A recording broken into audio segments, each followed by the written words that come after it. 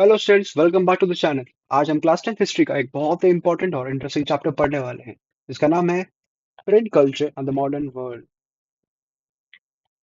आज हम जिस दुनिया में रहते हैं, वहाँ books, newspaper, magazine, posters, pamphlets और डिजिटल कंटेंट हर जगह मौजूद है। आज इंफॉर्मेशन एक सेकंड में मोबाइल स्क्रीन पर आ जाती है। लेकिन क्या ऐसा हमेशा से था? क्या पहले भी लोग इतना इजीली पढ़ सकते थे, लिख सकते थे और अपने आइडिया शेयर कर सकते थे? इस चैप्टर में हम ये समझने वाले हैं कि प्रिंटिंग का इन्वेंशन कैसे हुआ, इसने सोसाइटी को कैसे चेंज किया और कैसे प्रिंट कल्चर ने मॉडर्न वर्ल्ड को शेप किया। प्रिंट कल्चर ने सिर्फ प्रिंट कल्चर ने सिर्फ नॉलेज को स्प्रेड नहीं किया, बल्कि पावर को चैलेंज किया। किसको? पावर को चैलेंज क्या किया? चैलेंज किया। उसके बाद रिलीजियस ऑथोरिटी को क्वेश्चन किया और नेशनलिज्म और फ्रीडम मूवमेंट को स्ट्रांग बनाया। ठीक है। ये चैप्टर हमें बताता है कि एक सिंपल सी मशीन यानी प्रिंटिंग प्रेस कैसे दुनिया बदल सकती है। ठीक है। प्रिंटिंग कल्चर का मीनिंग। सबसे पहले हम समझते हैं कि प्रिंटिंग कल्चर का मतलब क्या होता है। प्रिंटिंग कल्चर का मतलब होता है प्रिंटेड मटेरियल्स के को प्रिंटेड मटेरियल का लार्ज स्केल प्रोडक्शन और यूज। इसमें books, newspaper, magazine, pamphlet, posters, leaflets शामिल होता है। प्रिंट कल्चर से पहले नॉलेज लिमिटेड थी। बुक्स हैंड रिटन होती थी, जो बहुत महंगी होती थी और सिर्फ रिच लोग या रिलीजियस इंस्टीट्यूशंस ही अफोर्ड कर पाते थे। आम आदमी के लिए पढ़ना मुश्किल था। प्रिंटिंग के आने के बाद नॉलेज डेमोक्रेटाइज हो गई। क्या हो गई? डेमोक्रेटाइज हो गई। आम लोग भी पढ़ने लगे, लिखने लगे और अपने अपनी राय बनाना शुरू कर दी। तो इससे क्या हुआ? लोगों के पीओवी आ गए, पॉइंट ऑफ व्यू। उनका खुद का एक ओपिनियन आ गया। ठीक है। आ रही है समझ बात? आ रही है समझ? चलो, सबने क्या समझा? ठीक है। सो इसीलिए प्रिंट कल्चर को मॉडर्न वर्ल्ड की फाउंडेशन माना जाता है। और अपन देखेंगे फर्स्ट प्रिंटेड बुक कहाँ पर? ईस्ट एशिया में। प्रिंटिंग का इन्वेंशन यूरोप में नहीं, बल्कि ईस्ट एशिया में हुआ। चाइना में सबसे पहले वर्ड ब्लॉक प्रिंटिंग का यूज किया गया। इसका वुड ब्लॉक, ना कि वर्ड ब्लॉक, सॉरी। पहला क्या है? Would block. ठीक है। सो इस टेक्निक में वुडन ब्लॉक्स पर टेक्स्ट कार्व किया जाता था और फिर उन्हें इंक के साथ पेपर पर प्रेस किया जाता था। चाइना में पहले प्रिंटेड बुक्स ज्यादातर बुद्धिस्ट टेक्स्ट थे। कौन से थे? Buddhist text. ठीक है। प्रिंटिंग का यूज सिविल सर्विस एग्जामिनेशन के लिए भी होने लगा, क्योंकि चाइना में ब्यूरोक्रेसी स्ट्रांग थी, इसलिए बुक्स की डिमांड भी ज्यादा थी। जापान में बुद्धिस्ट मिशनरीज ने प्रिंटिंग को पॉपुलर बनाया। कोरिया में मेटल मूवेबल टाइप का इन्वेंशन हुआ, जो यूरोप के इन्वेंशन से पहले का था। लेकिन ईस्ट एशिया में प्रिंटिंग स्लो और एक्सपेंसिव थी, इसलिए प्रिंट कल्चर इलाइट लोगों तक ही लिमिटेड था। ठीक है। good। तो देखेंगे printing press in Europe. 15th century में यूरोप में एक बहुत बड़ा चेंज आया। जर्मनी के जोनेस गुटेनबर्ग ने प्रिंटिंग प्रेस इन्वेंट किया। किसने किया भाई? ये नाम याद रखो। सिर्फ पेपर में नहीं, आगे भी काफी काम आएगा। किसने प्रिंटिंग प्रेस बनाया? Jones Gutenberg. ठीक है, ठीक है। उन्होंने मूवेबल मेटल टाइप का यूज किया, जिससे प्रिंटिंग फास्ट और चीप हो गई। इस इन्वेंशन के बाद बुक्स लार्ज क्वांटिटी में प्रिंट होने लगी। पहले एक बुक बनाने में महीना लगता था, लेकिन प्रिंटिंग प्रेस के बाद हजारों कॉपीज बन सकती थी।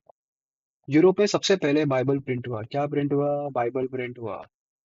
इसके बाद religious books, text books, scientific writings और लिटरेचर प्रिंट होने लगे। प्रिंटिंग प्रेस ने लिटरेसी को बढ़ाया और लोगों में पढ़ने की क्या दी? हैबिट दी। क्या किया? पढ़ने की हैबिट डेवलप की। आ रहा है ना समझ? आना ही चाहिए। चलो। सो उसके बाद क्या है, चलो, प्रिंट एंड द इंफॉर्मेशन। देखो, सो प्रिंटिंग प्रेस ने रिलीजियस की फील्ड में एक रिवॉल्यूशन ला दिया। यूरोप में चर्च बहुत पावरफुल था और लोगों के रिलीजियस लाइफ पर कंट्रोल करता था।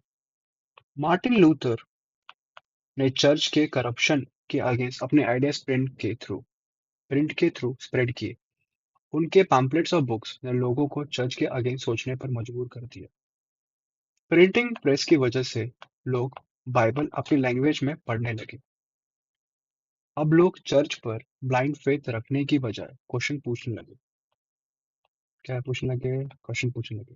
इसी मूवमेंट को रिफॉर्मेशन मूवमेंट बोलते हैं। क्या बोलते हैं बच्चा पार्टी? Reformation movement. ठीक है, ठीक है, ठीक है। उसके बाद क्या अपना रीडिंग मेनिया। सो 18th सेंचुरी 18th सेंचुरी तक यूरोप में एक नया ट्रेंड डेवलप हुआ जिससे रीडिंग मेनिया कहते हैं। लोग बुक्स को सिर्फ रिलीजियस पर्पस के लिए नहीं बल्कि एंटरटेनमेंट और नॉलेज के लिए भी पढ़ने लगे। नॉवेल्स, न्यूज़पेपर, मैगजीन पॉपुलर होने लगे। लाइब्रेरीज खुलने लगी। वुमेन और चिल्ड्रन के लिए स्पेशल बुक्स लिखने जाने लगी। लिटरेसी रेट बढ़ने लगा और सोसाइटी में नए आइडिया सर्कुलेट होने लगे। प्रिंट कल्चर ने लोगों की सोच को और ज्यादा क्रिटिकल बना दिया। फिर आया फियर ऑफ प्रिंट। ठीक है, ठीक है, ठीक है। जहां प्रिंट कल्चर ने फ्रीडम दिया, वहीं कुछ लोगों को इसका डर भी था।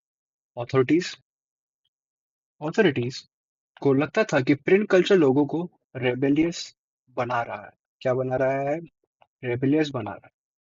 इसलिए सेंसरशिप क्या लाया? सेंसरशिप लॉज बनाए गए। राइटर्स और पब्लिशर्स को कंट्रोल करने की कोशिश की गई, लेकिन आइडियाज को रोका नहीं जा सकता।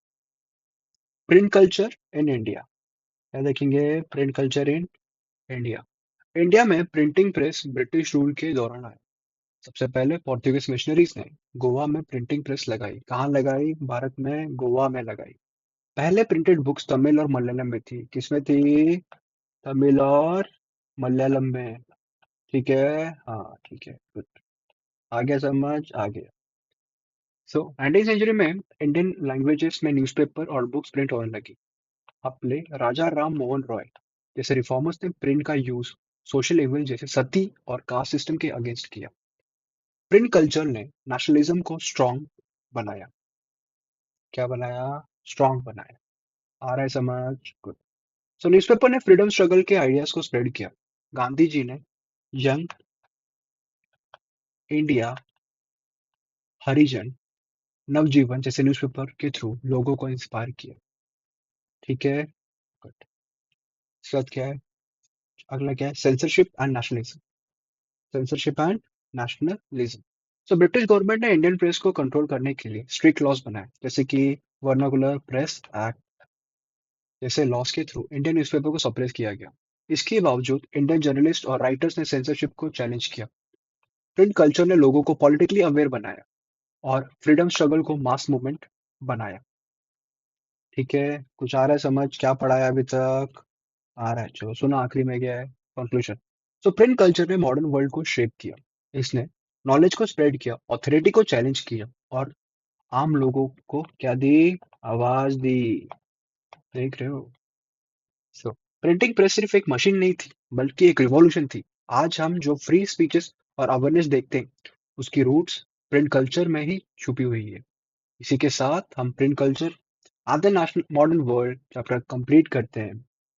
चलो, क्या करना है आखिर में? लाइक, सब्सक्राइब और शेयर। चाहिए तो कुछ कमेंट कर देना। चलो, थैंक यू गाइस। बाय।